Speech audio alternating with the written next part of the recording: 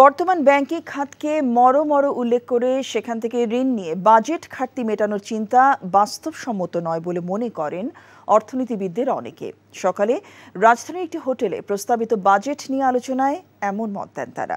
প্রস্তাবিত বাজেট সুবিধাবাদীদের জন্য উল্লেখ করে দুর্নীতিকে প্রশ্রয় দেওয়া হয়েছে বলেও অভিযোগ অনেকের। রিপোর্ট করছেন রুকনুদ্দিন।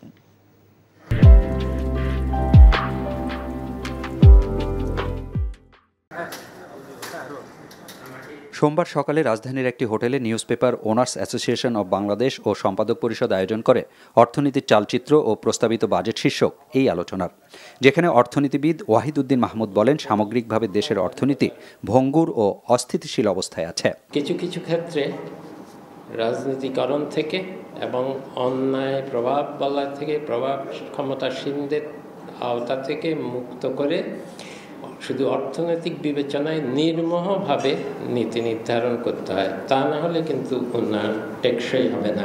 প্রস্তাবিত বাজেটে সামষ্টিক অর্থনৈতিক সংকট মোকাবেলার সাথে জীবনমানের উন্নতি, কর্মসংস্থান ও উদ্যোক্তা বৃদ্ধিতে বলার মতো পদক্ষেপ নেই বলেও মনে করেন কেউ কেউ। অর্থমন্ত্রী তিনটা বড় অ্যাক্টরের কথা শুনেছেন। একটি হচ্ছে IMF, দ্বিতীয় অলিগার্সদের কথা শুনেছেন, যারা অনেক অনৈতিক সুবিধা নিয়ে ফুলে ফেঁপে উঠেছেন এবং এখনো আছেন, আর তৃতীয় আমাদের বেসিক্যালি দিয়ে আমলাতন্ত্র। যেই দর্শনটা আমরা প্রতিভাত হতে দেখছি সেটা হচ্ছে যে সুবিধাবাদীদের জন্য বাজেটটা করে দেওয়া, অর্থাৎ ক্ষমতাশীলদের, দুর্নীতিবাজদের, তাদেরকে আমি সুবিধা দিব, অন্যদেরকে ছিটে ফোটায় দিক সেদিক দিব। কারণ তারা সেটা গ্রহণ করলে করুক, তারা চিৎকার করলে করুক, তাদের কোনো মাথা ব্যথা নাই। মূল্যস্ফীতিকে প্রাধান্য দেওয়া হয়েছে বলা হলেও বাজেটে তার প্রতিফলন নেই বলে মনে করেন অনেক অর্থনীতিবিদ। বাজেট ডেফিসিট ব্যাংক থেকে উঠবে না, আরে ব্যাংক তো এমনি তো মহামারী অবস্থা, ব্যাংকের লিকুইডিটি নাই, সেক্ষেত্রে ট্রেজারি বিল দিয়ে তবে তো ব্যবসা বাণিজ্যের লোক কীভাবে ঋণ পাবে, ছোট শিল্প কীভাবে ঋণ পাবে? তারা যদি ব্যবসা যদি উজ্জীবিত না কর কোথেকে আনবে?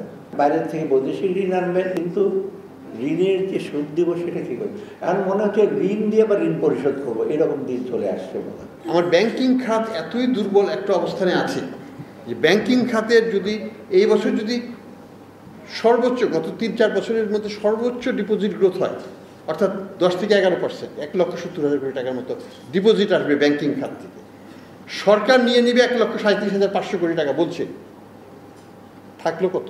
প্রস্তাবিত বাজেট টেকসই নয়, শুধু চালিয়ে নেবার জন্য দেয়া হয়েছে বলেও মন্তব্য করেন আলোচকদের অনেকে।